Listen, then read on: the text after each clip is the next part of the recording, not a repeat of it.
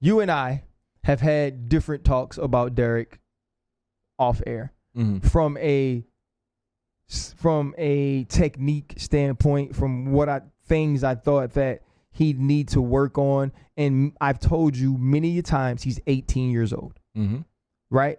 Some of the fanfare, some of the excitement about certain things I share in because I love him, right? I'm a part of those things and I understand those things because I'm like, there's a certain level of talent he has that other people don't. He's working, his foundation is a lot higher than most. He can outjump, outrun, and do certain things from an athletic standpoint that people just can't. There are people playing in college now who are 21, 22 that can't do things physically he can do. But he still has to grow as a player, as a technician, also an understanding of the game. This is the first time he's really played a route runner.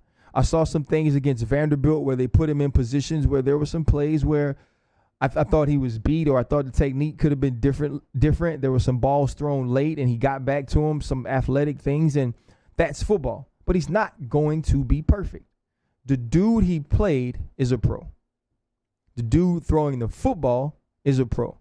You go back to the Texas game, 2 beautiful plays on go balls, right? Those plays were made at the football. If you take them back to the beginning of the route, the first one, he's open. He shades inside a little bit, opens the gate. The guy's actually got him beat. The throw is a little short because of the speed, because of the ball skills, because of the way he's able to play at the point of attack. He gets the ball out. I think he picks it. They don't give it to him. You go back to the second one, he's kind of spun around at the line, the athleticism to get his head back around, head flip, get back in the pocket, get the ball out, right?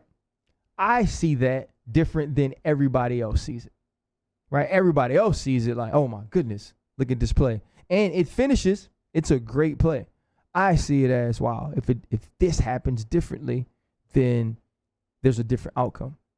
But because of it being our team, because of him being a friend of mine, his dad a friend of mine, the family, I don't point it out, right? You just hope nobody ever hits it. You mean you wouldn't point it out to them? I just don't feel like it's your place? It's not my job to rain on the parade of this kid who's doing things he shouldn't be doing at this age. He's special. He's going to be the first cornerback drafted when he comes out.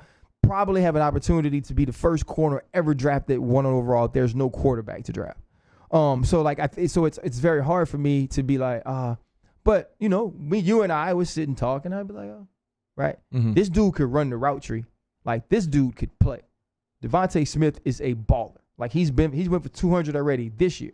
So what happens is that deficiency that I see at the line against Texas when the ball's thrown a little short, because Sam Ehlinger's not very good at passing the football, right? He's not very good when you make him play quarterback. And the ability to be able to use his catch-up speed to get back in the pocket and play it doesn't happen when the other dude is fast too. Doesn't happen when the other quarterback's a pro too, and that throw doesn't slow this guy up.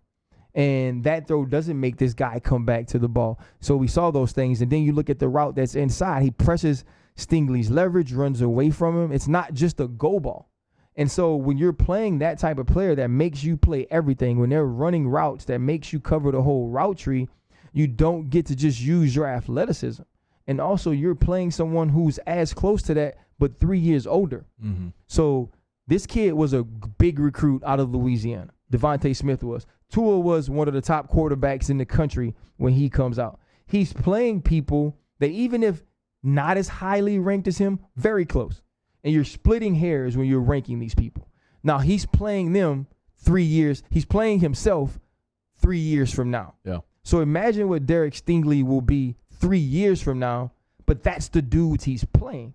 And so as great as he is, as talented as he is, there's a level of experience, a level of knowledge, a level of practice that you gain from being there. And so you have this talent gap that isn't as big as probably the talent gaps that he's played against already.